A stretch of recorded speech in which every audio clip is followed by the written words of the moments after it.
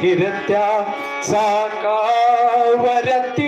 देशी मातीला आकार विठ्ठला तू वेडा कुंभार विठ्ठला तू वेडा कुंभार फिरत्या चाकावरती देशी मातीला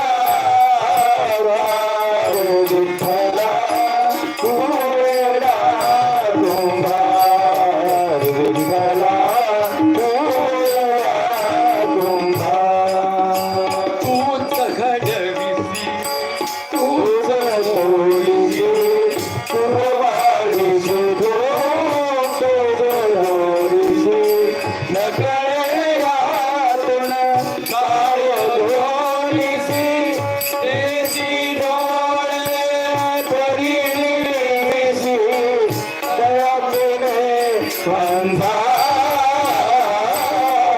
तू वेडा कुंभार विठ्ठला तू वेडा कुंभार विठ्ठला तू वेडा कुंभार. हो, गोरोबासाठी साक्षात पांडुरंग परमात्मा त्या ठिकाणी आले आणि भगवंत सगळ्यासाठी आले. जनाबाईंच्यासाठी आलेले आहे, सावतामाळ्यासाठी आलेले आहे, गोरोबासाठी आलेले आहे आणि चोखोबांसाठी सुद्धा आलेले आहे. भगवंताला यावं लागतं, भगवंताला प्रकटावं लागतं, कारण भगवंत भक्तासाठी आलेले असतात. आणि म्हणून भक्तांची मंदिराळी त्याच्याबद्दलची कृतज्ञता, त्याच्याबद्दलचं प्रेम, त्याच्याबद्दलची आपुलकी, जिव्हाळा हे सगळं व्यक्त करण्यासाठी शेकडो किलोमीटर पायी चालत चालत चालत त्या पंढरपूरला जातात असतात. पंढरपूरचं वर्णन काय करावं? पंढरीचे सुख नाही त्रिभुवनी, पंढरीचे सुख नाही त्रिभुवनी, पंढरीचे सुख नाही त्रिभुवनी, पंढरीचे सुख नाही त्रिभुवनी. प्रत्यक्ष चक्रपाणी, प्रत्यक्ष चक्रपाणी उभारीसे, पंढरीचे सुख नाही त्रिभुवनी, पंढरीचे सुख नाही त्रिभुवनी.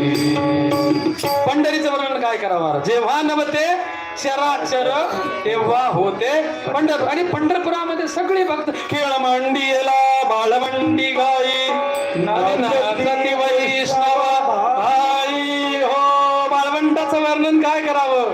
जिकडे तिकडे नुसतं भगवंताचं नामस्मरण. आणि अशाच एका ठिकाणी नामदेवांचं कीर्तन सुरू होतं.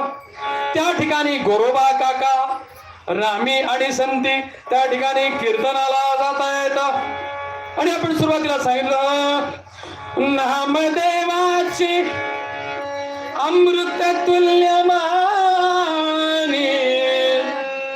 श्रवणीयता लोचनीयत पारी. कीर्तनाचा अधिकार महाराष्ट्राच्या बाहेर, वारकरी संप्रदायाची पताका महाराष्ट्राच्या बाहेर पंजाब प्रांतापर्यंत, गुमान पर्यंत जर कोणी नेली असेल तर ती आपल्या नामदेवरायाने नेली. शिखांच्या गुरु ग्रंथ साहेब मध्ये नामदेवांच्या नामदेवांच्या ओवी आपल्याला पाहायला मिळतात.